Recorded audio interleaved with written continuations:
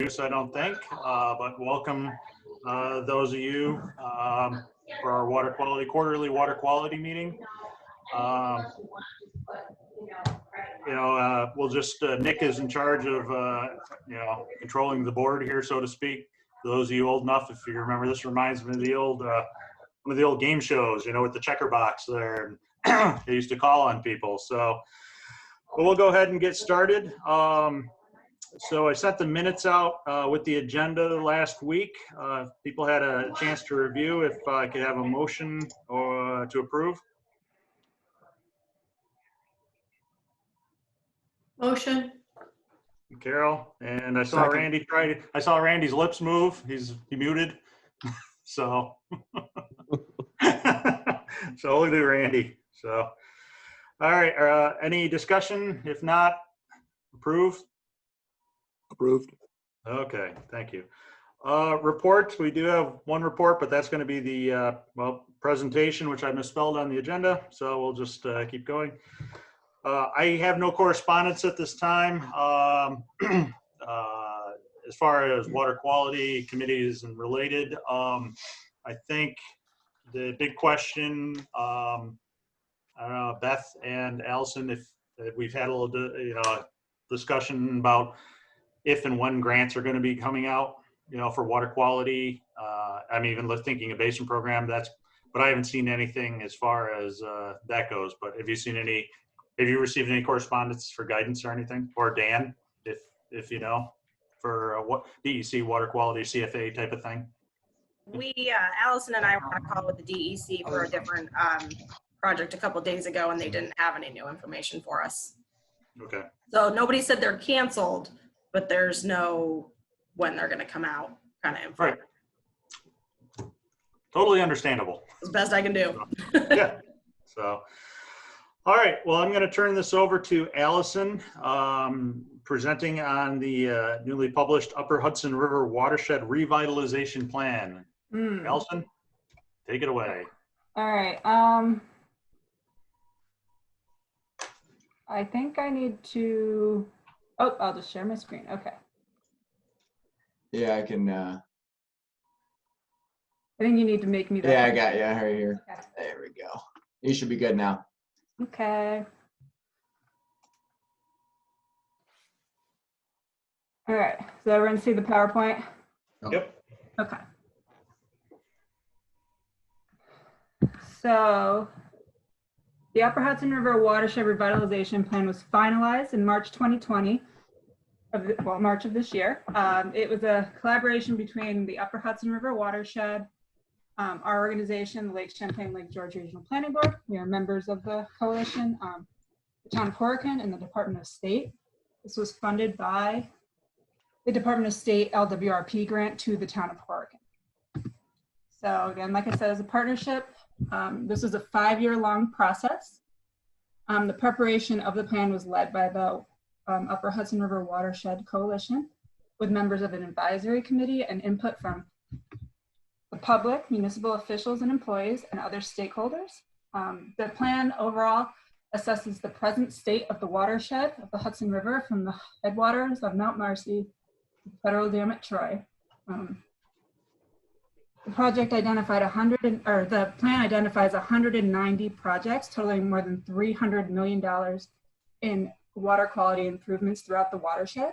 And the purpose of identifying these projects within the plan was, it improves the opportunity for municipalities and other grant seekers for receiving state grant funding. So basically, if you have a project listed in an approved plan, it improves your scoring when applying for grants through the CFA or other state processes. So the first step, a lot of the time in the planning process, is to work on the vision for the plan. And the vision is kind of not necessarily where you are now, but where you want to be. So the advisory committee put together this vision for the Upper Hudson River watershed. It is an incredible place to live, work, play, and visit, with clean and healthy, natural and water resources that are abundant and support diverse ecological, economic, and recreational opportunities. Watershed communities are resilient and thriving with active seasonal and year-round residents who support healthy agricultural and forestry product industries that are sustainable and employ practices to protect water quality. So based on that vision, the committee set 8 goals, which guide this document and really set the tone for where we went with the document and with our identified projects. And as you can see, the vision is very diverse, but that's, as we'll see later, this is a very large watershed with diverse land uses, diverse populations, things like that. So we need to really incorporate everyone into this vision statement. So the watershed itself, the entire upper Hudson River watershed is a little over 4,600 square miles. A little over 4,000 of that is located in New York State. And it encompasses 7 counties, large parts of Saratoga, Washington, and Warren County, good portions of Essex and Hamilton County, and then smaller parts of Fulton and Rensselaer County. There are a little over 7,000 miles of freshwater rivers within the watershed. And of just, there's the Hudson River in total is 315 miles long. 162 of those are north of the Troy Dam. So that is that's included in this watershed. And it also includes Sacandaga River, Schroon River, Fish Creek, Hoosick River, Battenkill. And there are 229 significant lakes, ponds, and reservoirs within this watershed, which includes the Sacandaga Reservoir, Saratoga Lake, Schroon Lake, and many more. A major portion of this planning process is doing a watershed assessment. So that includes reviewing things like demographics, land uses, environmental settings, pollution sources, other things that may impact water quality within the watershed. So within the watershed, there are 97 municipalities and a little under 300,000 people based on the 2010 census.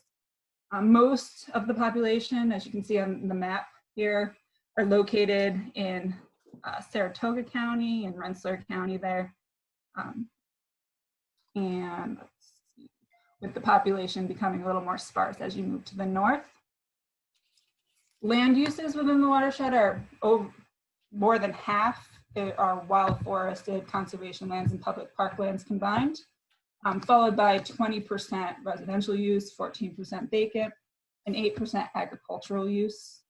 For the environmental settings, we look at things like soil types and ecological zones, both of which can impact things like rate of infiltration, chance of erosion, rain, and other weather things that can influence water quality.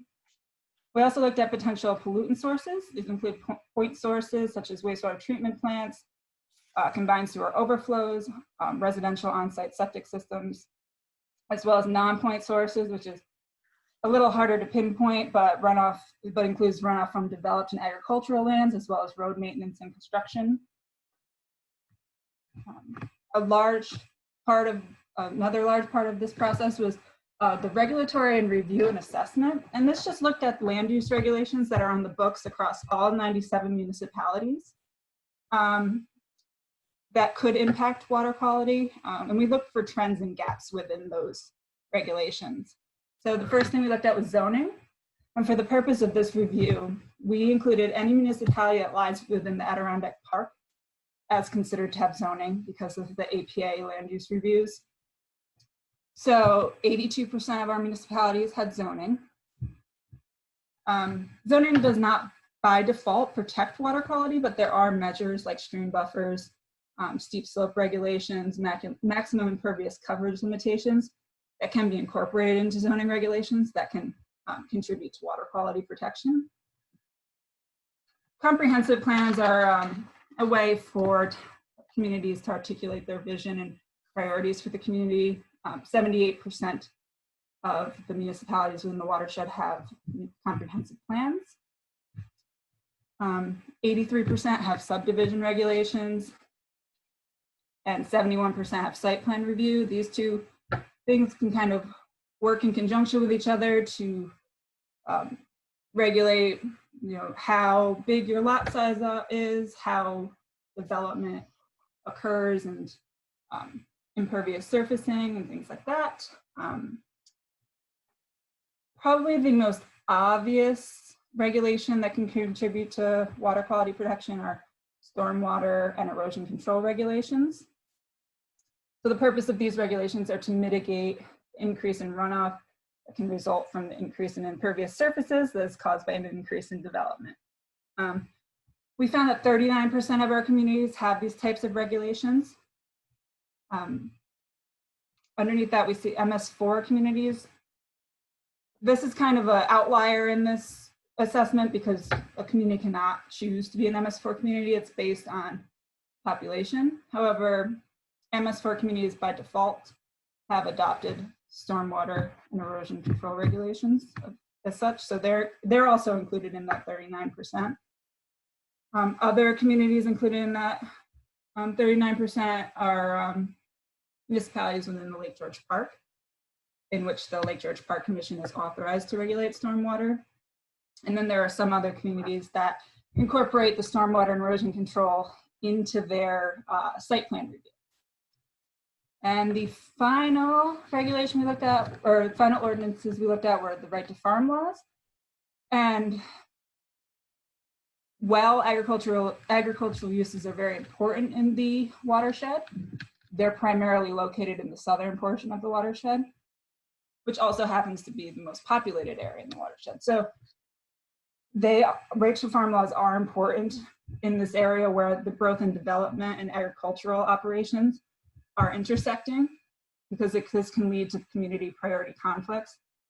So a municipality adopting a right to farm law is an important way to protect farmers from nuisance complaints and legitimize agriculture as an important asset to the community. So 44% of the municipalities within the watershed have right to farm laws. Through this assessment, and gap analysis, we recommended, or we identified that stormwater and erosion control regulations are the ones that could best improve water quality throughout the watershed, but are also the ones that are lacking as an adopted ordinance throughout municipalities. So the document itself also includes some model ordinances that are examples of things that mostly local communities have adopted that could be used as a recommendation for others. The advisory committee, as well as the coalition, identified six priority issues and water quality concerns based on issues that are happening in their communities and counties. So these are, and all of the projects identified in the plan are based on one of these 6 priority issues. So we have stormwater, agriculture, erosion, invasive species, water and wastewater, and aquatic organism passage. So it's interesting, we also got together and identified the priority projects out of the priority issues. So although there are 190 projects, a handful of projects were chosen by the coalition as people who work in the community and understand the priorities of the community to be, so they were identified as priority projects. So stormwater is an issue throughout the watershed. So there are 7 priority projects, and they range from Hamilton County to Rensselaer County. And these are mostly related to sewer upgrades and generally are big ticket items here. Agriculture, as I mentioned before, while it's an important issue in the watershed, it is primarily located in the south. So there are only 3 identified priority issues here, and they're generally related to implementing agricultural best management practices that would have a positive impact on the environment. Erosion priority projects. Again, this is a issue throughout the watershed.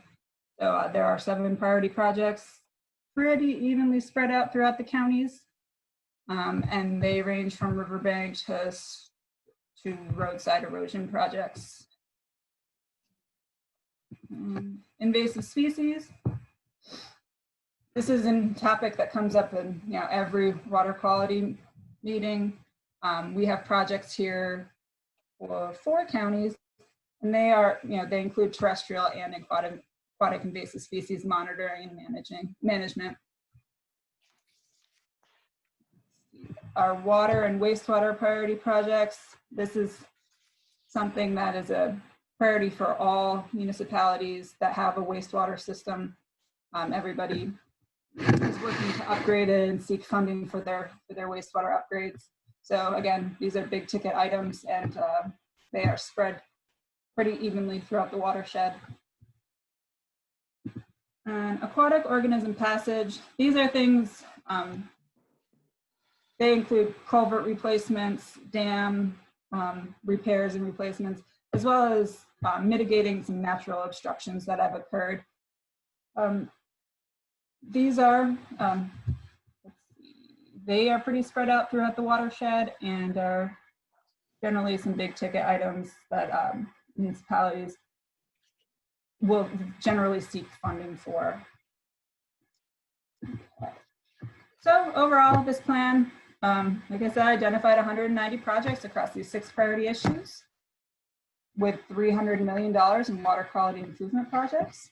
The projects are laid out in the document in chart form, and they identify project partners, implementation timeframes, and potential funding sources for each project.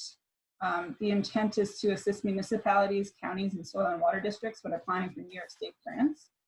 The next steps is our organization is working towards creating a 9-element plan for the Upper Hudson River watershed. So this is kind of an addition to this revitalization plan, but will include monitoring modeling of specified pollutant or pollutants.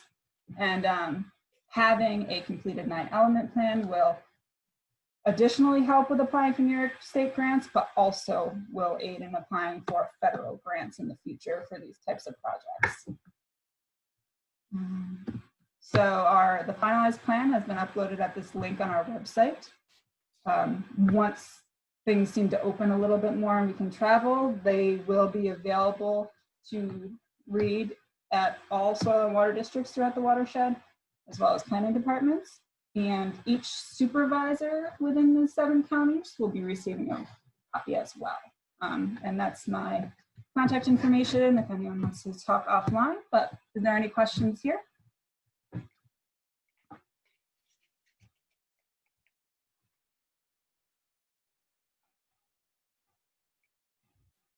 No, I think, yeah, I think from what I've heard, there's been a lot of positive response to this. I think that it's a very good plan. I know it's, when you get a good snippet from the Adirondack Almanac saying this is a plan worth reading, even if you don't read plans, this is a plan worth reading. I think that says a lot. So nice job to everyone involved in that. Thanks for you and Beth for coalescing all the information together. So yeah, and he really liked Nick's maps. So thank you, Nick, for doing those. There you go, Nick. All right. All right, I'm gonna stop sharing. I can send this to Jim as a PDF if you want to distribute to the group, Jim. Yeah, and what I had done was on the agenda that everybody got, the link was there. So they can go right to there and download it that way as well. So, perfect. All right. Thank you very much. Thank you. Thank you, Allison. The Champlain Watershed Improvement Coalition of New York. Randy, would you, as Secretary of Quickney, would you like to give a little update? Sure. We had a meeting. I've got the date right here. Hold on a second. On 6/21, we're just everybody's just trying to catch up and see what everybody's able to do and work that we're able to get to. No real big announcements. We've already talked about the Stormwater Trade Show and that's been postponed for 2020. We hope to have that back in 2021. One thing that Eric Howe mentioned from the Basin program is they're looking to do a grant writing workshop, and they're going to send out those details. But we'll make sure to forward that to anybody who's interested in that when they do that. Are they allowing non-Champlain folks to attend? He don't think he clarified that. So we'll have to find out once they make that announcement. So we'll see what's available and who can attend and whatnot. So, but they're working with DEC on that. So it might not just be basic program. So we'll see. Trying to think if there's really anything else. Not really. Just waiting on CFA information, see if anything will come out for that. So I think that's about it for Quickney. Unless you have anything to add. Anybody else who attended Now we are having a meeting here next week? next week, the 16th. I think some of us were going to get together at the park down in Lake George. So weren't we? Try to do a quick nick. Yeah. Yeah. A lonely picnic. So, all right. So, just to review for those of you who don't know, the Champlain Watershed Coalition and the Upper Hudson cover our entire county. So Champlain covers about 25% of our county and the Upper Hudson 75%. So, all right, aquatic invasive species management. I was hoping to have a few other lakes on, but Bob Huntz, who's on Sunnyside, was on a conference call, Zoom call with Queensberry, I think IDA maybe. But I'll start with Chris. Chris, do you want to give an update on Scroom? Sure. I got kicked off the internet, but I wanted to ask Allison a question about the Upper Hudson plan. You had mentioned, Allison, about like 39% have erosion and sediment control measures in place. Is there a reluctance or a lack of education, enforcement capabilities, or what's kind of the keeping municipalities from creating these laws? That's a good question, and I don't know the answer to that. Okay. Yeah. It might be because the statewide grant, if you disturb right over an acre, by default, you have some of those. Is it the construction permit? But it would be useful to require or have regulations that look at disturbances that are less than 1 acre, especially in places that have soils that are erode relatively easy. Okay. I think one thing that I've heard in the past, which I think is probably still the case, is some of the rural towns that we have are reluctant to enact something like that because it to them feels it discourages any type of development. And if there's a problem where they're under a threshold of 1 acre anyway, and it causes a contravention of water quality, they're like, well, it's the DEC's responsibility. So. And I mean, of the stormwater regulations that are in place, 33% were MS4. That other 6% is probably what, Lake George watershed? A lot of it, yeah. Right. So, I mean, unless, then that's federally mandated. So other than that, really, there's zero. Yeah. All right. Just Is curious. that a recommendation of the plan Yes. to require stormwater management? Well, it's a recommendation for municipalities to adopt stormwater management regulations. Is it a recommendation that would go higher than a municipality, maybe to have to utilize a model ordinance either from the park agency or DEC? I believe the park agency regulation is in the plan as a model ordinance, but to adopt them? In other words, is it just a recommendation to the municipality, or is there a pathway to do it?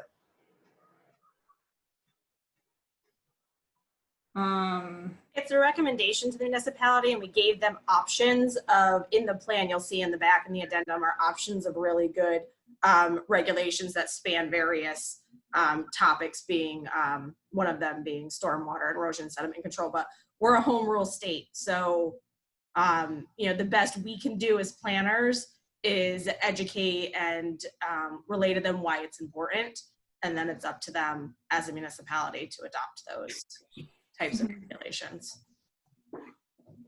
And I'll just, if you don't mind, I'll chime in based on our experience. We're working with a number of communities that are in the watershed down to Capital Region on up into the Hamilton County area, and I think what everyone's sharing here is what we're hearing. It's that they're down in Saratoga area, some of the communities we're talking with are considering stricter stormwater regulations, particularly during the construction process, that I think would mirror, say, think of the minor versus major stormwater permitting triggers in the Lake George watershed. So they're looking to maybe emulate some of those, maybe not all of them. I'll point out Stillwater in particular, for example, they're contemplating new regulations. Whereas when we work with communities up in the Adirondack Park, I think the reluctance somewhere lies, some communities, as was pointed out, don't even have zoning. That, the APA or DEC standards, they feel cover those things, and the development pressures don't seem as upfront necessarily to them. While they certainly care about the lakes that they have, I don't think they've really seen the one-to-one relationship of development pressure, development practices that result in poor water quality, and also simultaneously thinking that between the APA, DEC standards, et cetera, that they're somewhat covered. But I think the point about education that Beth and Allison brought up, that's really the first gateway where I've seen any community entertain regulations. It is that planning process, education, model ordinances, et cetera. We've been kicking around the idea for a long time and just have never brought it to fruition of putting together something what we would like to call an MS4 Lite program. So an MS4 program, for those of you who are familiar with it, there are various things municipalities have to do under the state mandated permit. One of those is adopting stormwater regulations and illicit discharge detection and elimination regulations. As far as the MS4 program as a whole, it's a lot of paperwork and it's just a lot of record keeping and that kind of stuff. The MS4s have to do that, but for a community that is not a designated MS4, there are really good pieces of the MS4 program that they could take and utilize, being some of these model ordinances, being some of this outreach and education, being some of the pollution prevention for municipal operations, things that you can do. So we've been looking for funding for several years to try to really frame an MS4 Lite program, and it never ends up getting funding, and it's just something that we haven't been able to put into our usual work program, but it's definitely something we've been trying to figure out, because it really would be the first step in that education of, here are just really simple things that you as a municipality can do to just start thinking about and maybe just doing a little bit better. Mm-hmm. And that's a recommendation in the plan as well. And things like that will be best enforced at the municipal level. So if we can. Right. Okay. Yeah, and I think we kind of took this into a little different turn, so I'll have to remember where we are. But and I think that's important because all the site visits, a lot of the site visits, and Nick can confirm this, when we're outside of any MS4 area of the Lake George watershed, we go to site visits all the time, and people, I got this permit, that, they're all good. And then it's like, well, what about this? And they're like, geez, I didn't even know I needed that. Well, how come nobody told me? And I believe that they're being honest, it's the state requirement, but there's no other connection from the state to them for getting a building permit, because it's not a county program in that area or the town. So there's a lot of swings and misses out there, and we see that all the time with that acre disturbance. So I think an MS4 Lite would also work in even the MS4 area, just as an education, because it would seem a lot less. Very daunting. Yes, yeah. All the record keeping and the paperwork, it gets overwhelming very quickly. Well, and I mean, we're just looking at it from my perspective in hazard mitigation. No town, Stony Creek, Thurman, Johnsburg, Chester, none of them have someone who's a point person for hazard mitigation. So it's just another title for someone to have to, what do you do? So, I mean, it would probably go with buildings or codes, but in the example of Thurman, we use the county. Well, the county's probably not going to want that. That would be another contract with the town to take on that type of thing. So it'll be a long process. However, potentially after this year, with all the second homeowners that are up, and with as much of the property moving as I've seen, and the amount of construction that's going on, that might spur some of the communities, because if you drive around in most places, last week week and a half ago when we got the storms, you can drive by a lot of these little driveways that have gone in that have washed out into the roads in the middle of nowhere, and now the town has to come up with a sweeper. That may prompt them to take a look at these things a little bit more. And if they realize that, you know, working through Upper Hudson, Quickney, or Soil and Water, it's not as daunting a task because the framework's there to say, here's where the education is. And, oh, yeah. Oh, hydro seeding? That's what we have to do? Yes, that's what you have to do. Let us know. So, but Beth, since all of these projects are really tied into stopping it at the source, in other words, it would cut back on the need for projects if we had such regulations for these municipalities. Is there a way to tie it into CFA funding? You know, I'm trying to backdoor it somehow so that the actual, the money, it would be available to pursue such matters. You mean funding to help create regulations within Yes. municipalities? Or not just create them, but operate them. Because all the projects are revolve around the fact that we don't have any of these, you know? I mean, that's why we're here where we Yeah, I are. understand what you're saying. Yeah. The problem with that is the state does not like to fund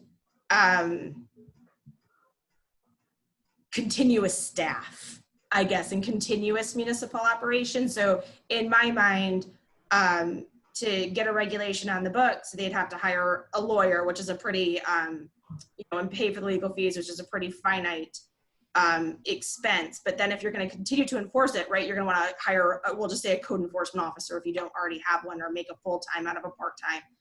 And the state is not going to continuously fund a staff position like that to do that kind of work.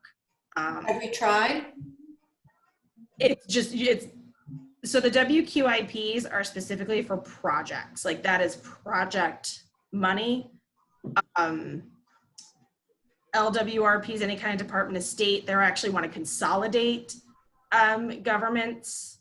And there's a local government. I mean, Paul, you work more with the local government efficiency grants than I do. I don't know if there would be. Yeah. So I think what you're saying is spot on, that the funding is, there's very limited amount of even just the reporting for the grant, that individual grant is very limited funding to even just do the reimbursement reporting for a community or anyone they contract with.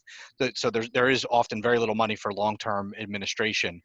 The state, that said, the funding does help develop, there's plenty of, almost all the projects we're working on with respect to water quality in a lot of small communities are funded. The Stillwater example I brought up, that is DOS and DEC funded. The monitoring, the evaluation, they're setting up that program. To Beth's point, the legacy and the enforcement of that program is very much going to be on, got to be conducted by, Lindsay Zepko, the town code enforcement officer, who's also serves as the MS4 coordinator. And as we all know, a lot of the communities around our area, they have a building code. I'm thinking Indian Lake. They got one person. He's a building code enforcer. 90% of what he knows is wiring in a house, insulation. That's not a knock on him because that's what he's hired for. But he's also but oversees zoning, and is pretty good at understanding that aspect of it. But the expectation for them to run a really robust program like that would be hard at a local level. But communities are looking into that. I guess that goes back to the full circle. Is the education is what is the perceived return on investment. I think that's why the plan that you've all done is so important, because it does align a dollar amount to these projects. And when we look at that dollar amount, that's real numbers. And when Carol, your point about some of the there's savings in all of this, but it's not doing the end of the pipe solution, but the front end solution. And so again, I think this report really helps promulgating it down to the local level, informing them, and then the funding to help develop these local level programs, and then the public outreach and education.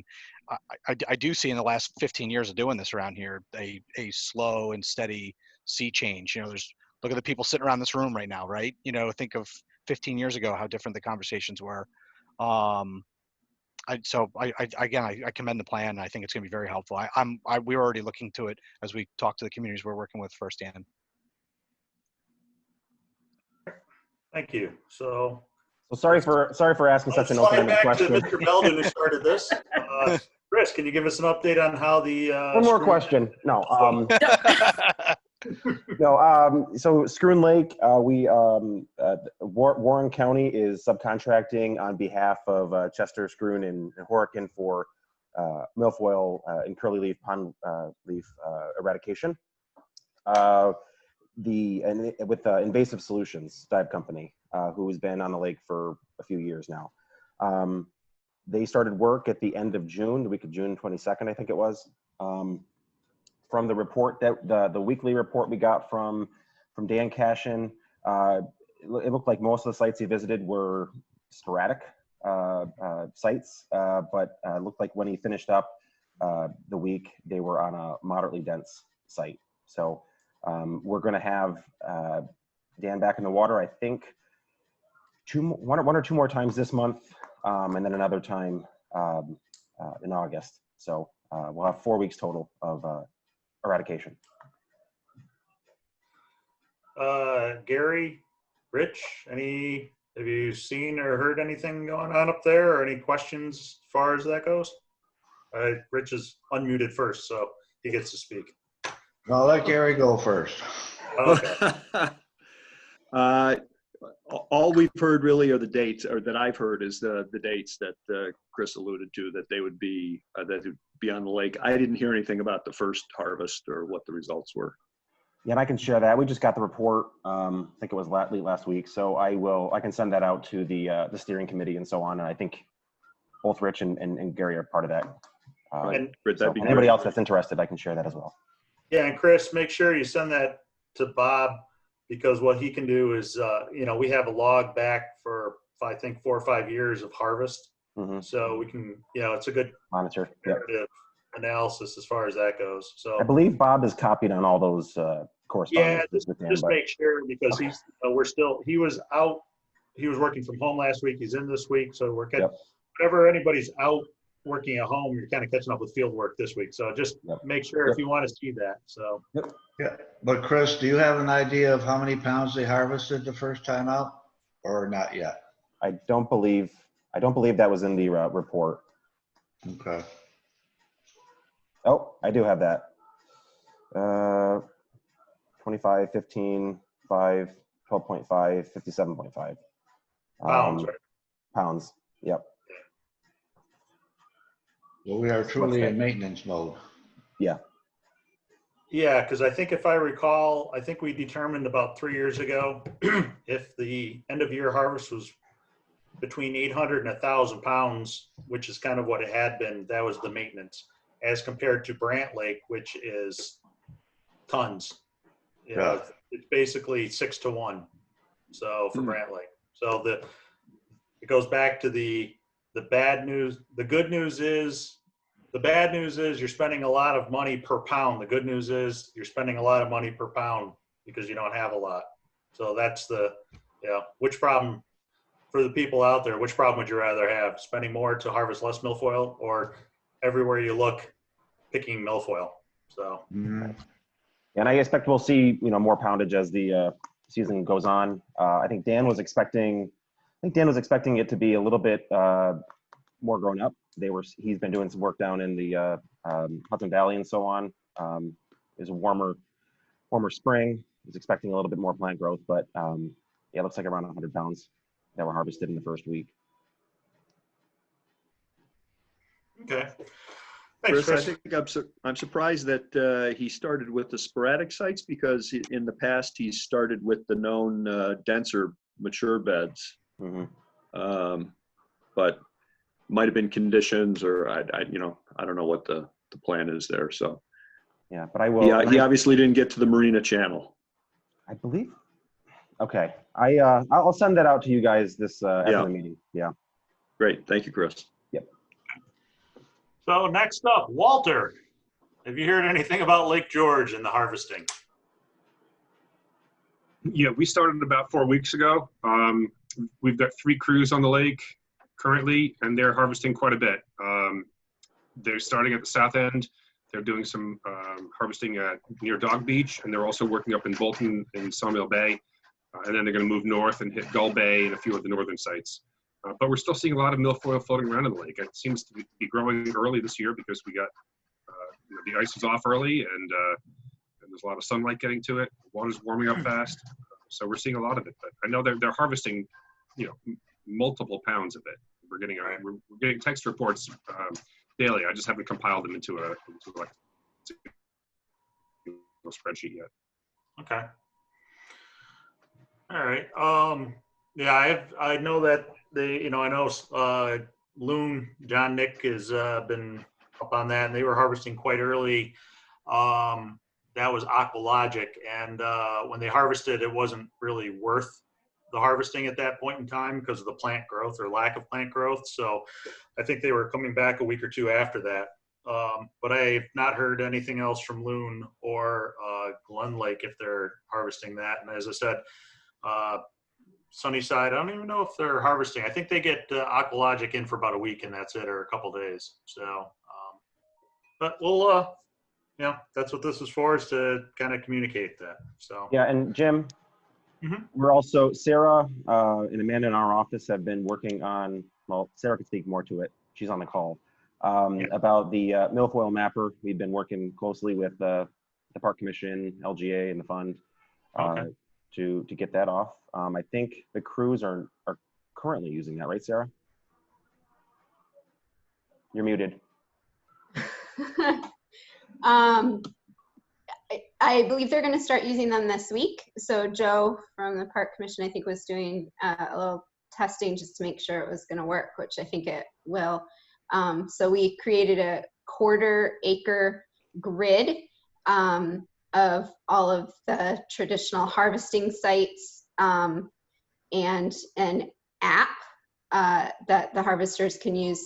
Basically, they'll just use the GPS from their phone and click the grid cell that they're in, log the number of pounds collected and the density of the area they're working. And the purpose of this is to, those will go into maps that can be viewed online by anybody who has permission to view them.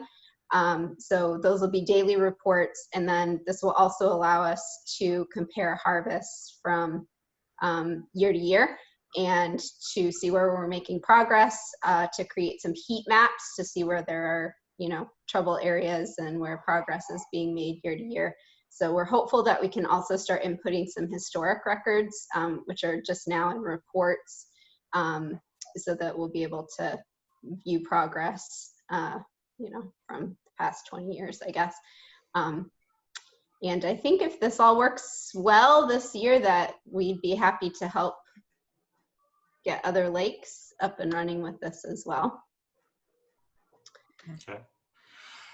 Is the app available for public use, or is it just basically for the contractors right now? So one of the, well, you've benefited from this as well, Jim, because of coronavirus, we got a whole bunch of temporary licenses for ArcGIS Online. So for this year, I set it up. Thank goodness for the coronavirus, right? Exactly. Thank goodness. So there's basically two options for doing data collection. One is to use ArcGIS Collector, which requires a, well, I should say two Esri GIS-based options for data collection. So one is to use ArcGIS Collector, which has more functionality, but there's an annual license fee associated with that. So because we have these free licenses this year, I decided to go with that more robust solution, which allows us to use a grid instead of collecting just point locations. So we're going to do that this year. If it's awesome and everybody loves it, we'll see if we can get some funding to continue those licenses for next year. Optionally, we could use Survey 123, which would allow you to do point-based collections and would be free. I mean, I would manage it on my end using our account, but the data collectors in the field, it would be free for them to use. So yeah, so I guess the bottom line is we're just going to see how the grid system obviously is preferable because it allows for a higher level of analysis, but money is also a consideration for Right. next And I think year. So there was a question, I think, about will the map be publicly available, or the? I think that's the intent. Yeah. Yeah. So it's a little bit, it seems like it should be super straightforward because it's just a bunch of squares. But because it's timed and the harvesters can, you know, visit locations multiple times during the summer, it's actually a little, it's been complicated on my end to set up. And so I want them to start harvesting and start getting some data in before I figure out exactly how I'm going to map it. So once we start getting some data and I can play around with it a little bit, then yeah, assuming the park commission's okay with it, I don't see any reason why we wouldn't make it public. Yeah, I think the idea was to kind of, you know, show to the public that the program is successful or not successful, but Right. it's successful. Yes, some way to measure it. Right, exactly. Okay. All right, thank you. Well, we mentioned the grant opportunities, but this might be a good time if you get Dan, Mr. Steck, just to talk about the state of the state, so to speak. I mean, give us this. We only know what we read in the paper. You want the state of the state?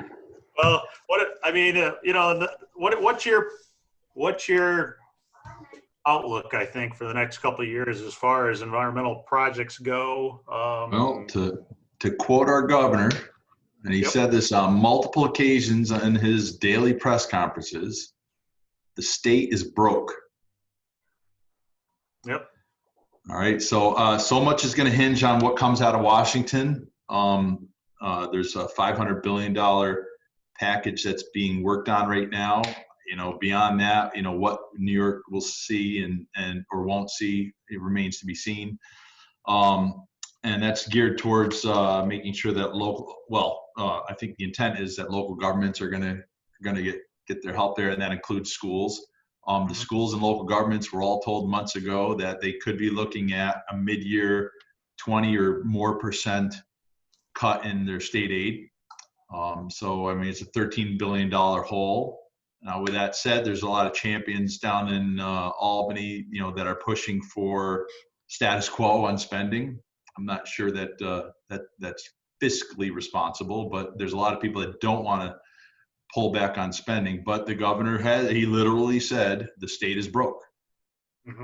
So it depends on how long our recovery takes, how much we tinker with whether or not to reopen, whether it's safe to allow mini golf, you know, and these things which are, you know, ultimately revenue generators.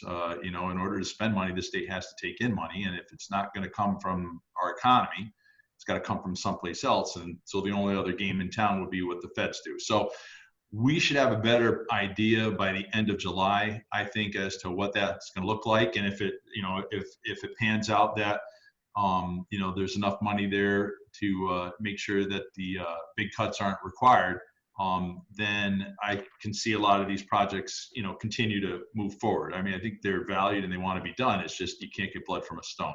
Sure.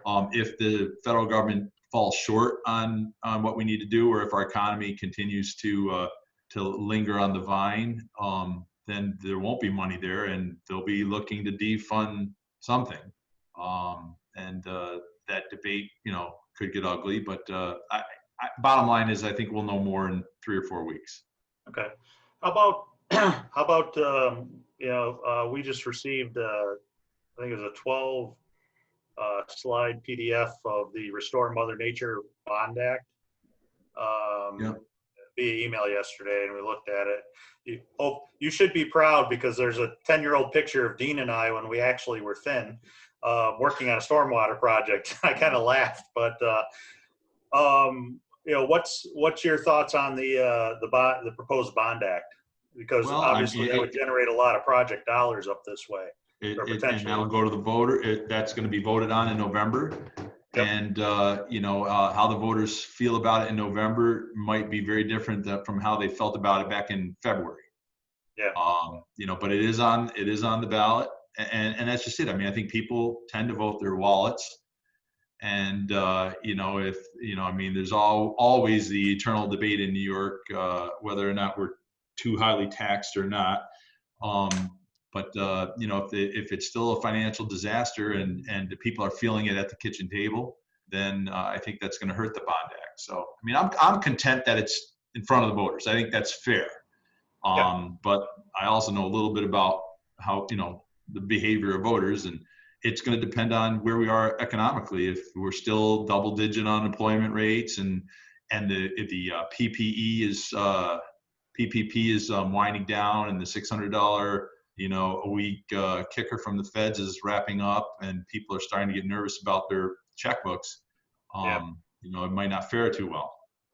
Yeah, because I saw something in the news yesterday about, actually they're talking about the extension of the PPP, but then also if there is a second stimulus that's knocked down to a lower threshold for supporting people who are like a $40,000 max or a 75 combined type of thing. But that's all, again, that's just, you see that in the news, and with everything that's going on, you have no idea what's accurate. So No, and it changes rapidly. It changes day to day and week to week. So we'll see what, between the COVID numbers and what they do over the rest of the summer around the country, what our own reopening looks like. And that, as you guys see in the paper, that's always getting debated and pushed back and forth. And what the feds do, with this $500 billion package that is getting worked on.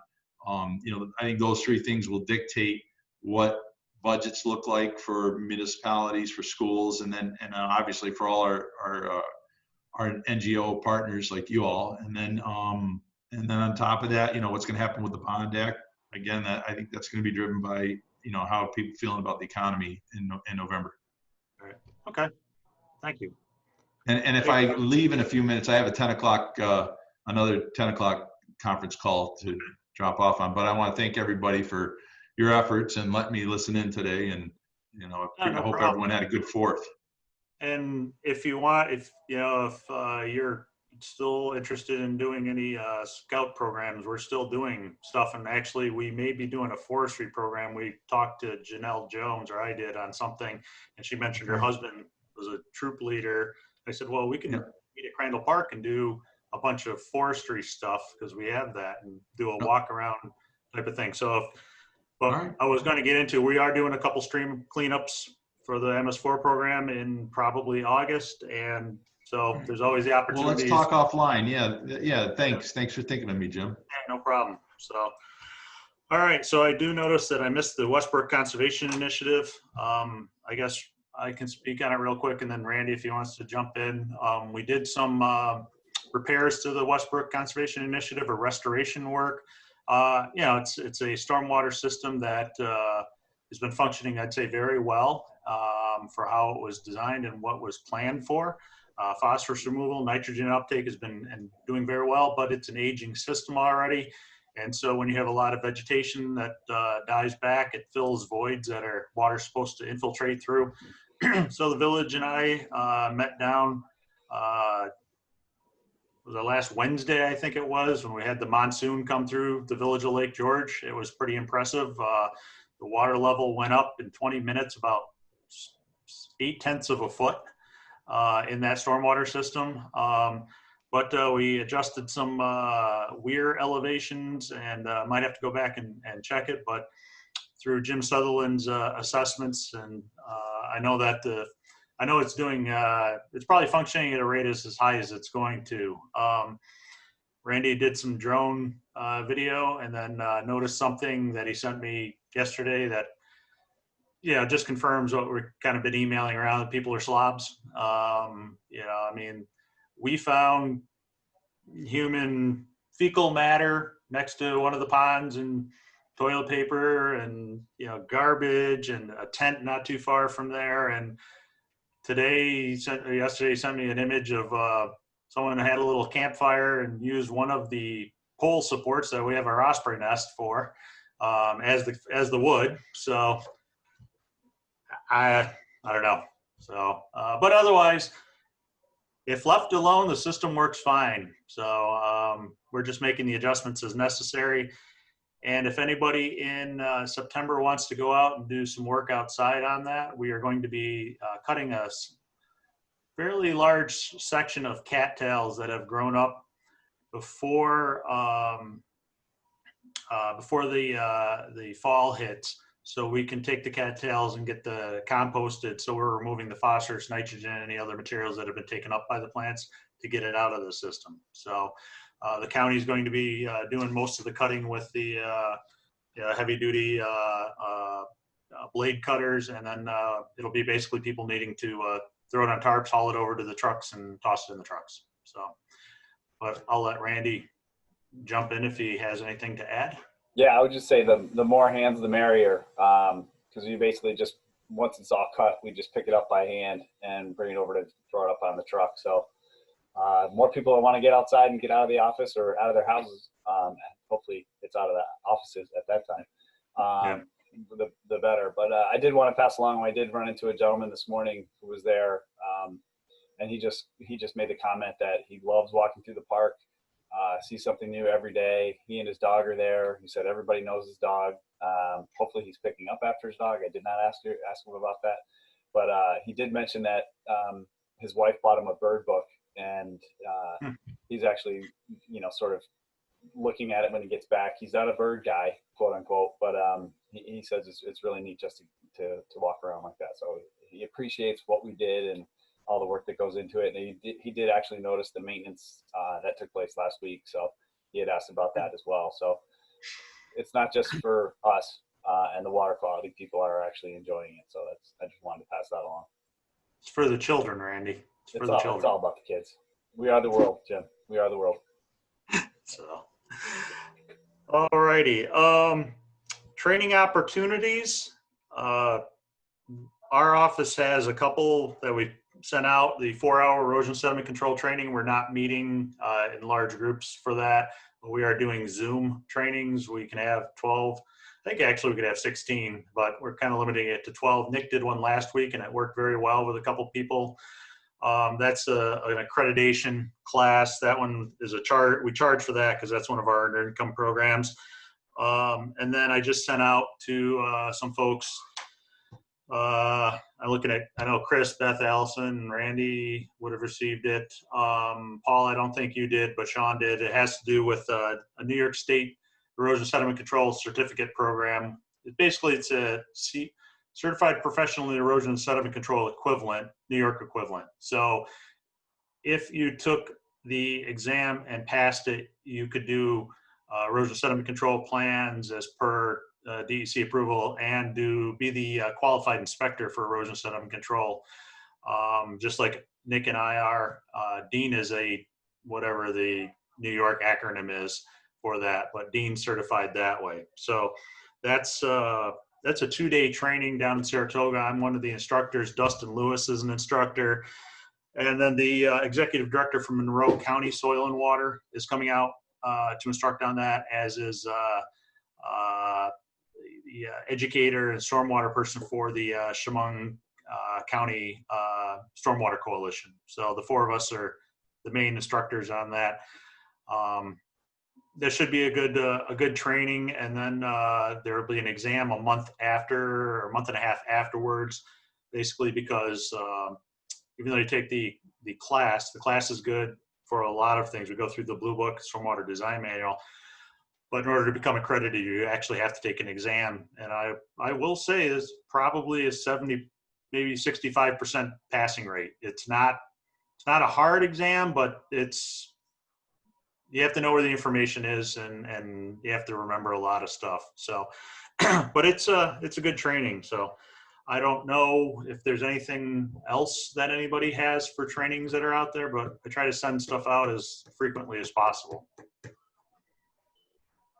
Yeah, I was just going to mention, I try to maintain a calendar on the county's planning department page, warrencountiny.gov/planning/training.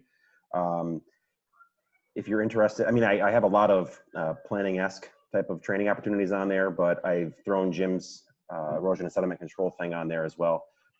If anybody else has trainings or meetings coming up, let me know and I can add them. Okay.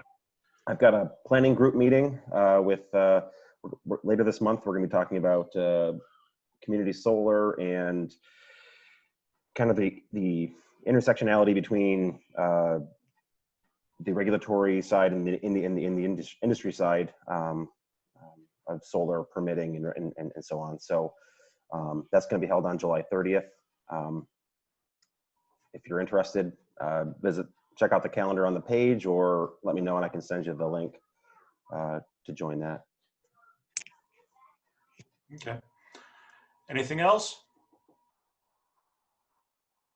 Okay. So the next meeting that we're planning for is October 14th, whether it's Zoom, whether it's in person, whether it's a combination, to be determined, I guess. So, any meeting suggestions as far as any changes to this? I think this went well. The last one we did, I think, went very well with Sarah presenting. Yeah, I mean, Rich, Gary, you guys, weren't on the last one. Any thoughts or anything for this? Well, I thought this was a terrific meeting, Jim. Very informative, moved right along, and the information that's conveyed is very valuable to us up at Schroon Lake, so we appreciate it. I did all that. So, okay. Round table. Let's, on my screen, I'll start with the upper left. So Allison. So it feels like we kind of amped up our projects in the area in the last month or so.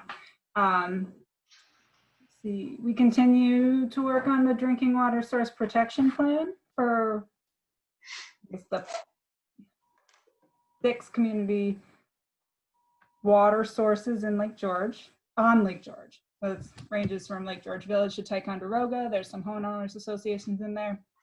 And it's a framework that was developed by the Department of Health and the DEC. We are currently working on a basin program grant in collaboration with Warren County Planning to quantify the phosphorus reductions of some some water quality improvement projects in the Lake Champlain Basin. Warren County is included in those. Has a lot of projects in there. So the ultimate goal of that project is to provide some information for municipalities and other applicants when applying for those WQIP grants. When you get to the end of those applications and they ask you what your pollutant reduction would be, that kind of stops some people in their tracks. So we'll have, hopefully have all that information available for the projects that are identified in the Champlain. It has a really long name, but it's a Champlain. The next one we just Champlain non-point source watershed assessment and management plan. Right here. that one. Pulls right off the tongue. Also known as the Lake Champlain War and Peace. That's right. Let's see, also in conjunction with Warren County Planning, we're in the preliminary steps of the long-awaited Department of State grant to the town of Queensbury for the Lake George Action Plan. So again, preliminary steps, but there'll be more on that, I assume, in the next coming months. And we are working on, it's a literature review for Lake George Village, but it's supposed to kind of display the economic benefits of clean water. So we're looking at studies that have already occurred throughout the country, but focusing on kind of tourism, public health benefits, and some other benefits of Property values. Yeah, what's that? Property values. Got it. I always forget the third one. Sort of the ultimate, the dollar part of keeping your water clean. The secret for that, keep people happy. High property value, but low taxes. So. Yeah. That's All right, any questions for Allison? All right, Paul. No, well, one, just thanks for doing this and having us here. I thought it was a great meeting, and then we're working on a number of projects we're excited about. I appreciated Sarah's efforts with the ArcGIS collector efforts. We're doing a lot of stuff with ArcGIS collector, and the idea of this MS4 Lite effort was pretty interesting because we are working with MS4 communities to map their MS4 infrastructure using collector, but we're also working with communities that aren't MS4 to do it, and they're also looking at they're looking at it as a migration from their old paper maps that the DPW folks had to something that they can use in the field. So it's not just stormwater related, but the wastewater as well. And my understanding is and that our goal would certainly be to share anything we're generating and with the municipality's approval to share that with the county, and then ultimately so everyone can see this inventory of sewer, water, and stormwater infrastructure, so that there is, if there was an MS4 Lite program, that aspect of it may be able to be tackled sooner than later, shared stormwater facilities. So that part really interested me, and I was happy to hear a while back that the county was interested in helping to maintain some of that for communities, because it is an expense. Yeah. Okay, thanks, Paul. Yeah. Randy. Gotta unmute myself. Yeah, so we're moving ahead with a bunch of basin program grant projects, finishing up Storm Creek grant from last year. Again, continuing with the I-87 corridor, working on the replacing some of the swales. Jim and I were out in the field with a whole slew of folks from DOT and just trying to figure out where we're going to be able to work this summer. They're a little behind. They were down to 30% staff, so they have to catch up with some of their work, and they're still hiring some seasonal staff. And we're hoping to get at least 10 days out of them, and then possibly that's towards the end of the summer, and then possibly towards the end of fall. Maybe we can get closer later in the fall, I should say. Try to get maybe a little bit more done on those swales. If not, we'll just have to continue that into the following year. And also trying to place a couple dry wells over near Michelle Road. Up in the town of Lake George. And we're going to be contributing to some other projects. The Trinity Rock Road project that Nick's been working on, we'll be contributing funding to that, as well as basically a floodplain restoration project up in Jenkins Brook. That after the Halloween storm, they realized that they needed to have some sort of contingency plan since they built the house in a floodplain, and it became a castle with a moat and everything after the stream kind of blew over the one bank. So they're actually going to, the homeowner's actually designing around that, and they're going to basically have a floodplain that will be usable, and it'll be a neat project once it's complete. But it's sort of the opposite of they first wanted to build a berm and just push everything away, but obviously Jim and the DEC folks were like, yeah, that's a liability kind of for, you're putting stormwater on the other side of the road, or a stream. So anyway, a neat project. So hopefully that'll come to fruition. And then we'll also be doing the sediment basins this year, actually getting those cleaned out. Those are much needed, maintenance mode after that Halloween storm, especially the few basins up in Hague. So we'll be getting at those probably sometime in August. That's all I have for projects. I don't know if Walt, you've got anything you want to chime in on, or I guess we could talk about today's our first floating classroom.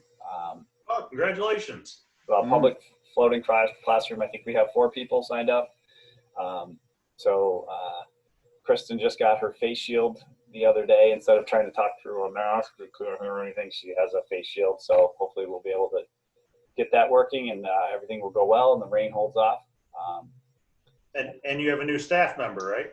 We do. Emily, our summer intern, the last 2 summers, I called her a super intern. She's now the new Lindsay. She's now our new educator, working with Kristen. So we, didn't miss a beat there. So that's fantastic for us. We're lucky there. So that's all I have. Walt, did you have anything to add to that? No, Randy actually covered everything that I was thinking about too. So thank you. Okay. Rich. Just a little update on our Steward program. It's been a very busy summer already. At the Horicon launch, we did 1,700 inspections through June 30th, which is quite a few. And at the Brant Lake launch, we did 1,200 inspections through June 30th. In addition, we deconned 66 vessels. So the process At Bruin or a combination? Pardon me? Is that 56 in total between the two, or is that 66. That's 60 total. at one or the other, or both? You know. Decon's only at the Horicon launch. Okay. So anybody that needs decon from Brant Lake, they send them over to Horicon. Okay. Okay. But about half of those boats came out of Lake George. So the process here is if a boat comes out of Lake George and wants to go into Scroon and doesn't have a green tag, we decon them automatically. Okay. I don't have numbers for the launch up in the village, but they typically are somewhat around Brant Lake numbers. So I would assume that about 12 to 1,300 were inspected up there as well. And that's a lot of boats in a month. Yeah. Yeah. This past Saturday, the trailer and boats were lined up and down East Schooner River Road like you wouldn't believe, waiting to get into the launch. Yeah. Did I read something recently in the Adirondack Almanac about, I seem to recall it had to do with the, what the heck's the name? It was Willie Janeway there. Help me out, folks. Willie works for Adirondack Council. Thank you. Because they were talking about a mandatory boat inspection, I believe, or they're talking, making it mandatory, maybe. So anybody see that article? Yeah. I think it was in the Adirondack Almanac, right? Was it a mandatory inspection or a mandatory decontamination? Because we have mandatory inspection. Everybody gets inspected. I think it was an inspection, but basically park-wide, not just here or there, but everywhere, making it mandatory. And it goes back to the old, are you better having it voluntary and encouraging an education and building it that way, or just slapping it on there and forcing everybody to? Mm-hmm. I think the approach that Warren, Essex counties have taken has been pretty successful to get people to buy in, understand it, and it's that slow building of support. Because, as Beth said, we're a home rule state, and we like even though we get lumped in with everybody from the southern part of the state, we like our individual stuff, and I think it's worked out well. But if you haven't seen it, I think it was last week in the Adirondack Journal is where I saw the link. Mm-hmm. So could have been the New York Times. I can't remember anything anymore unless I write it down. Join the club. All right, Nick. Yeah, our highway departments have been extremely busy, and they've been doing a terrific job just kind of dealing with everything and new regulations daily. But we've got a lot of projects going with them, which is nice. Randy touched on the Trinity Rock Road project. We're doing our final test pits to see what size CDS unit we can get in there. They already cleaned out that whole stormwater system, so we know the upgrades we can do to all the drop inlets and piping. And that should have final engineering done probably by the end of this month. So that project's going well. And then we had some funding left over in another WQIP grant. And DEC always allows us to put in a couple extra projects with that extra funding, and they're happy as long as I run it past them and it's in the same watershed. So we're doing a 100-foot section of porous sidewalk in the village of Lake George. We did a section in Glens Falls last year on Webster. That was a 450-foot section, and it's went through two winters. Years ago now. Yeah, two winters. You're getting old. You can't remember. Yeah. Well, I know it's gone through two winters, and it's held up very well, and the landowners have completely bought onto it. It's an aesthetic change for them, but multiple landowners reported using zero salt on the sidewalk, so that was nice. So I figured Lake George, with their extensive sidewalk network, we can, do a test section with them, see how they like it, and, kind of open the doors for additional sidewalk upgrades when needed to be porous. Well, Randy did the one this past year, right? Last year with Keith? Oh, right. That was, Yeah, we did a little spot in about 600 square feet, or 580 square feet, right at the Shepherd's Park. right. So they had experience putting it in, and I think that probably helped. What was the challenge? The challenge was when they started to dig down, they found 24 inches of concrete that had been poured underneath the spot. So we got a little extra storage space there, which is nice. Yeah, that's always good, especially in the stormwater system. Yeah. So they didn't find any issues with it. They plowed it, they salted it, they did everything they need to do, because it's actually even though it's bottom of the hill, right by the park, it's actually a roadway too. They get deliveries down there, and they bring their trucks down too. So it's a real good test area. Right.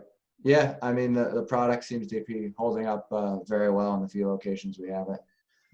And then, yeah, we got quite a few other stormwater projects rolling forward, 3 others in the Lake George watershed. And then we're also helping Glens Falls with the expansion of their bioretention system at the new Crandall Park basketball courts and tennis courts, and maybe another court. I'm not sure. It's big. Pickleball. Pickleball, that's it. Yeah. Pickleball. So we're gonna 2 pickleball courts, I think, right? 4. Oh, 4. Okay. Yeah. I'm roped into that project too. Oh, excellent. It's chess tables, right? Are they doing something with chess tables or checkers? Yeah. We have, there's like a patio area we'll have like sitting table, but then they'll have like chess on the table there. So it's they're tables that you can sit at, but they have the chess thing at it. Yeah. Yeah, I guess the city decided that since the water department did such a good job with all those rain gardens we worked with them on last year, it's like 3 different rain gardens. They're like, yeah, we don't need to pay for that. The water department can do it. So they're like, thanks, soil and water, thanks. But that's about all I've got right now. Okay. Gary, anything else to add on Stern? Yeah, let me mention 2 things. One, I want to get back to the voter education and awareness that you mentioned a minute ago.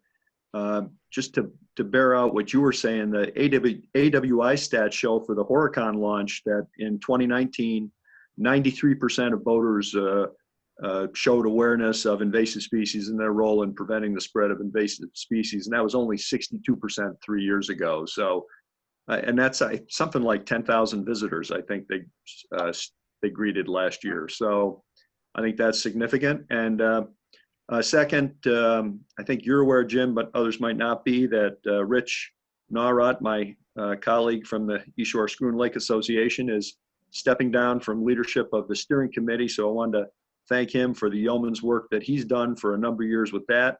Thankfully, he is staying on the committee, and I'm going to be joining the committee as another ESLA rep. So that's, I guess, the big news up here. Yeah, and I think Gary is going to be the new vice chair, correct, Gary? That's what I'm told. Yeah. It'll be interesting. Congratulations to both of you. Thank you. I'll be there with you, Gary. Don't worry. Yeah, all right. Good. Thank you, Rich. Walter, anything else to add? Let me unmute first. No, I think you guys have covered it, and we're very appreciative of the chance to get together. It's kind of difficult to be so distant from everybody right now, but it's good that we pull together every now and then and have a little roundtable discussion like this. So I appreciate it. Yeah. So my family supported your economy by coming up to the Winchell factory a couple weeks ago. So it's a great destination. Thank you. Mr. Porter will be very happy. Yep, my 4-year-old, when I told him only mommy and daddy were getting ice cream, he thought for a second, and he goes, "Hey, that's not fair." So he's going to be an attorney when he grows up, unfortunately. Chris, I'll try their Michigan sometime too. Yeah, that's a good idea. Chris, anything else to add? My turn. We were announced as being certified bronze climate smart community back in May. Warren County was. So kudos. I know we counted work that other partners in the county have done. So kudos to everybody that has done work to advance stewardship in Warren County. Aside from that, we're wrapping up some of the Lake George watershed grants that were formerly managed by the disgraced Dave Decker. So happy to see that we're putting that, roughly 2.5 million, I think it was, or more of state grant dollars to work. So right now, like I said, most projects are winding down. We've got a project in the town of Lake George, some erosion and sediment control, roadside stuff to do over in the Beatty Road, Cedar Road area. I think Chazen is working, Sean is working with Dan in the town on that. And then kind of the last big ticket item that we're working on is the purchase of a mobile brine maker to be shared between multiple stakeholders in the Lake George watershed. It's gonna kind of provide that push to get more communities, I think, on board with the program. And I know Kevin Hajos at DPW is looking to also set up a stationary unit at his plant in Warrensburg. So as he tries to, I think it's more forced, but encourage local towns to brine his roads that are being plowed outside of the Lake George watershed. So really awesome. Hey, Chris, I have a question, just a comment, actually. One of the homeowners that we did a project for over in Boone Bay, she's really kind of gotten on she wants to move this forward, actually, is getting more private companies to use brine. The folks that are doing all the parking lots and the driveways, other than, your DPWs and DOT and stuff. So, I don't know, once we kind of get that committee back together, Beth, I know you're involved too, we can probably start looking at ways, if we can start looking at ways maybe to get the private companies more involved. And potentially, I know funding would be hard to get them equipment, but I think that's probably what would be holding them back the most. But with the mobile briner, that might be something that maybe they can tag on to, or even going to the county. So just something to think about, just throwing it out there. If you think of anything, or just keep that in the back of your mind. It's a good idea. Yeah. Yeah, definitely agree with that. So that's pretty much, I think, well, I guess the other big thing, which Beth or Allison already mentioned, is the plan for Lake George. That's a 2015 grant. The town of Queensbury was about to be returned back to the state. We finagled some things, and we are going to be updating the 30-year-old plan for Lake George, which I'm very excited about. I think it's a great opportunity to get the watershed partners back to the drawing board and get advancing some of these projects. So that's all I've got, Jim. Thanks, Chris. Sarah, anything to add?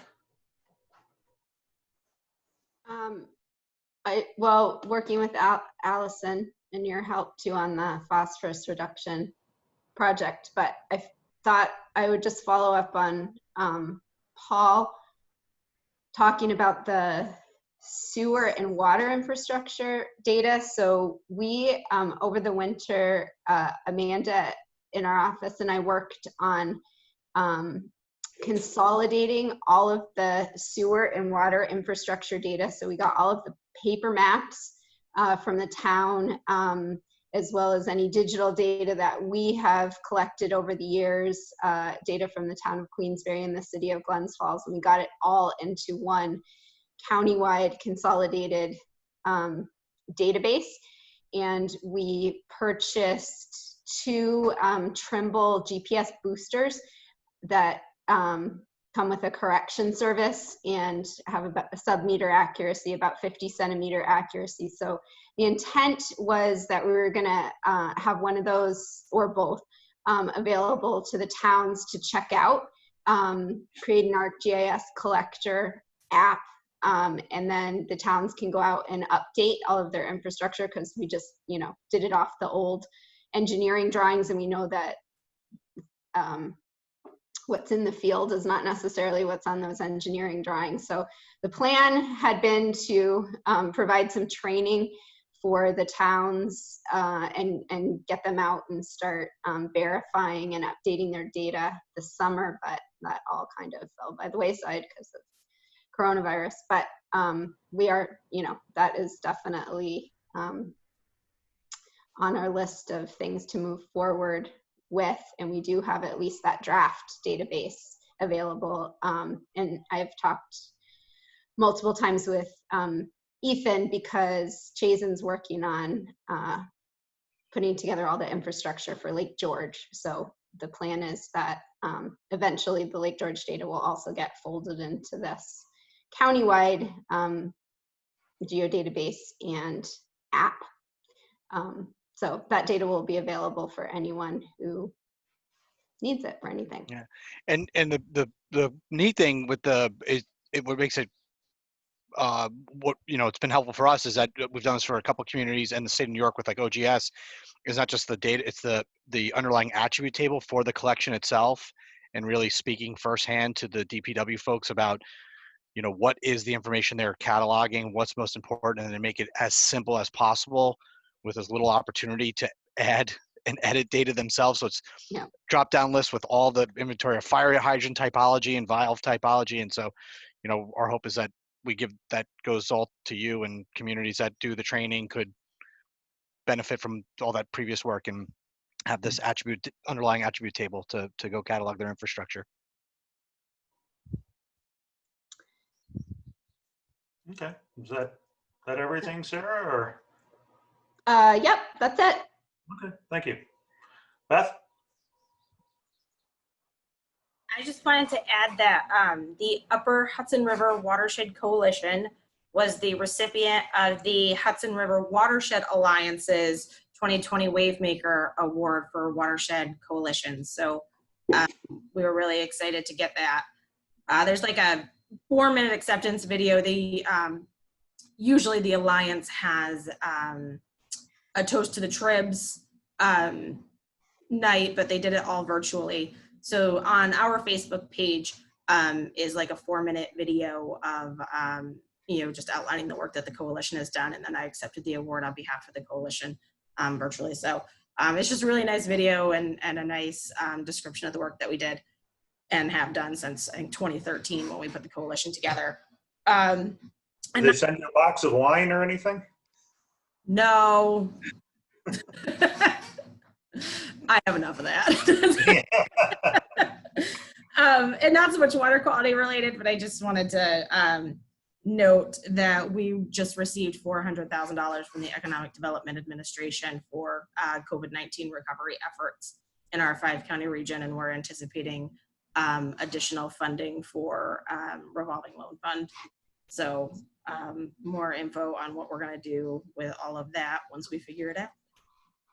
Okay, thank you. Mr. Cunningham, are you still there? Hey, I'm here. Good morning. I'm afraid I don't have a lot of good news to add. Your state rep there painted a pretty grim picture of the state. We're on hold with a lot of contracts. There's a lot of environmental planning going on with AEM and the funding available there. Thankfully, a lot of state aid got out to districts late in winter, which will hopefully allow them to kind of ride through some of the storm. A lot of discussion on budgets with counties, and of course they're waiting on the state, and of course we're waiting on the federal government. It would be nice to hear more about state aid to districts, just so they could kind of plan budgets. I know July and August is starting to be a big time to plan budgets. County appropriations are the same way. They're kind of waiting up the ladder to see what happens, unfortunately. Some already know there's 20% cuts. That seems to be about an average with appropriations. And depending on how big your appropriation is, that's either a pretty good sized chunk, or it may be enough just to have some lean times.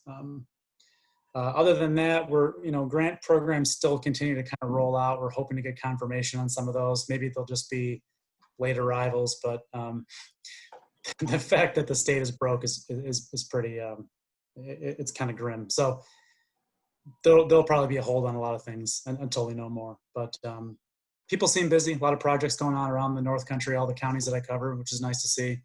And AEM has contributed a lot of money to some small projects this year, which is kind of nice. So, farms don't always have the money to roll into hundreds of thousands of dollar projects, but some of the smaller stuff's getting done, which is kind of nice to see. So people seem busy. municipalities are still working, districts are still working with them. So signs are positive at the moment, and hopefully folks can kind of weather the storm and get back on their feet when things kind of turn around here. So that's pretty much it for me, though. Thank you. All right, thank you, Captain Come Down. And so Yeah. we will just a couple things tying into what Ryan was just saying. Nick and Marn from our office have been working a lot on the Ag Environmental Management Program. We've seen it's not something we talk about all the time at our Water Quality Strategy Committee, but the number of people requesting assistance for farming has quadrupled. I don't even know what's above that. Quintupled. I mean, it's just grown exponentially is the easiest way to say it. And we think that's probably a trend in our county, at least for the next few years. So, people want that sustainable food, reduced costs for growing food, things like that. So Nick and Martin have been doing a lot of it. They're dragging me into it a little bit on a few aspects of it. So, so thanks, Ryan, for the keeping up with us on the AEM program. And I think it's only going to continue to grow, and hopefully the funding is there in the future years, because I can see our program continuing to grow quite a bit. So that's great to hear. Nice. Yeah. We are still doing our purple loosestrife beetle rearing program. Marn and Alex Novick from Land Conservancy and myself are going to go collect beetles next week. It's very easy to do. We can give you a little short tutorial at the next meeting if you'd like. We can just do a quick presentation. But we release those at Westbrook, and Alex releases it at several locations on their different properties that they have. So I'm not sure where he releases them, but it's a simple thing that we can do amongst all the grant programs and other projects that we have. If you did hear me, I mentioned to Dan Steck that we're doing probably have 1 or 2 stream cleanups for the MS4 program. We traditionally do one the last Tuesday of August. Last year we didn't have a significant turnout, not like we had a couple years before, but we may keep that. We may move it around. I just sent Nick a text earlier, an email about it. But with people being around, maybe we can get some people out and about. We'll see. And and then that's about everything as far as water quality, resource protection. We've been doing a lot of invasive species mapping, mapping, Marn and I, across the county. So the Upper Hudson watershed is going to have a lot more invasive species in our county showing up. I'm not sure exactly what will be done with the data, but at least it's data, and it's, we can get out and we find other things too. We find problems with erosion sites. We found some other work areas for Upper Hudson and Quickney grants. So that's all I have. I don't know, Chris, did you raise your hand for something earlier? Yeah, I just wanted to belabor this meeting a little bit more. Okay. Yeah, and ask a long-winded question. I guess in short, I'm just wondering, the Lake George partnership hasn't met in, I don't know, 8 months. I know not everybody here is from the Lake George watershed, but Bunchy are. Is it something that, I can reach out to the mayor's office and see if we can coordinate something on Zoom or whatever. Is that something anybody would be interested? I know we have some issues. There was the point about private businesses, getting them on board with brining. We're doing this action plan for the watershed. I'm sure there's other things. Is it something you guys would be interested in pursuing? And maybe it's after the summer, maybe this fall. No, even now would be great. I think if we can get the ball rolling on that, that would be great. And maybe Beth's watershed study update is the catalyst for that. Maybe that is a chance for an excuse to get everybody together and weigh in on that. You could have that. You could have your brining, and you could have the Westbrook Conservation Initiative because it's in its 4th year of complete operation. I think that there's that. Honestly, the biggest frustration is what has always been the frustration is the meeting set, and then one person can't meet it, so we have to change it to there has to be. And for a Zoom meeting, there shouldn't be any excuse. Just set the date, people who can make it. If you can't make it, send a representative.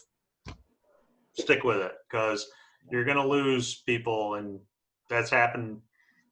You know, we'll get an email and I'll have it scheduled, and I'll schedule something else, and then it'll get rescheduled, and I don't even schedule it after that. Because it's not like we need a quorum, you know what I mean? So whoever can make it. It's like this. It's this type of group, which goes back to the argument, Walt, of why are you doing it again? Because you could use this group, but. Well, exactly. The only thing is it gives us a chance to pull in some of the Essex County folks and some of the Washington County folks, even though mostly it's Warren County people anyway. Yep. So yes, Chris, I agree with Walt that get it and just, yeah, let's do it. Let's do a quick, but. We can update on the economic plan, on the action plan, and on the DWSP2 plan, because they're all Lake George plans that we're doing at the exact same time. We have more than enough for a meeting. Yeah, and you may actually get the folks from Essex County and Washington County more involved by doing it via Zoom, just because then they don't have to make the trek around the lake, and it just might be easier. Might actually be better. You know, those people who live in Thai. Oh, no problem. It's such a long trip every day, I know, right? It's all downhill, right? They just figure Walt is the Essex County representative because he lives in Thai, so it's just like Walt represents all of Essex County in the water. Yeah, I can handle that.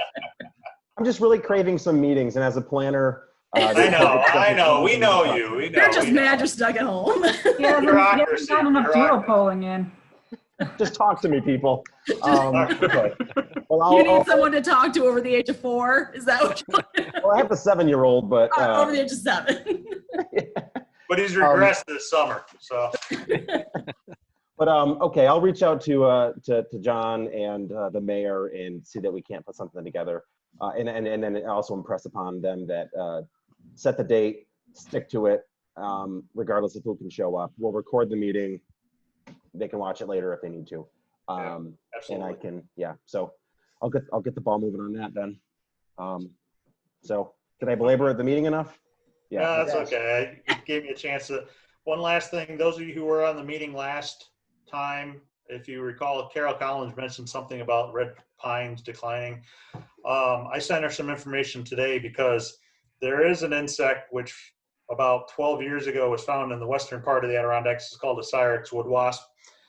It affects pine trees. I think it affects hard pine more than soft pine. So black pine, red pine being the hard pines, white pine being a soft pine. She said that there are several locations on her property and a couple, Long Island, I think she mentioned, our Long Island, where there seems to be a significant decline of red pine all dying at once. I did reach out to Ben Thomas from the DEC. I didn't know they're now in our county. They've been found on Crane Mountain, and they believe in Pack Forest. So if anybody has seen clusters of red pine, predominantly red pine dying, especially in the last year or two, quickly, you can reach out to Ben, or you can send me an email and I will get it to Ben. But they're obviously trying to track this. I don't think it's the worst invasive insect out there, because I think it kind of focuses maybe on trees which are stressed to an extent anyway, maybe the dry, rocky, too wet type of things. But it is something probably to keep an eye on, especially with the hemlock woolly adelgid looming in the background, which will be devastating. So, but yeah, so that's a that. beetle? Is that a beetle, you said, Jim? It's a wasp. A wasp. Yeah, Syrinx. It's SIREX. Okay. Do you have does DEC have an information sheet on that we can share with the minutes? Yeah, I can send what Ben sent me. I can send that out after the meeting to everybody and just kind of give a quick little update. So I didn't realize they were in our county. It's like the emerald ash borer. I'm sure the emerald ash borer is here. It just hasn't been officially declared. So. Okay. Anything else? Anybody want to end on a good, happy note? Sure. We played our first baseball game yesterday, Monday. So kids are back out playing. How did you do, Randy? We won. The boys are older now, so they're 15U, And all we could do was really hit in the batting cage and play in a field. So the first time we took infield this year for real was right before the game. Didn't have any errors. One throwing error. We had 14 runs scored. The boys hit the crap out of the ball. It was just, and everybody had smiles on their faces. That was the important thing. So There's the way to end up a meeting. Yeah, that's it. There you go. There we go. Oh, All right. Well, thank you for those of you. I think this was really good. I think it actually rolled better than the first time we did this. I think just the comfort level with some of us using Zoom, absolutely myself. Got the camera here now, a good camera. Yeah, so for the October meeting, any other thoughts, any agenda items? Obviously, I'll send an email out about a month ahead of time, but if there's any topics you want to cover, or if there's any presentations you would like, please let me know. So, Thank you, Jim. Thank you, everyone. Thank you. I'll say have a good summer, but I talk to you all anyway, basically on a weekly basis. I'll talk to you soon. Bye. all right, Bye. Thanks, everybody. And Jim, Thank you, thanks Ken. for hosting.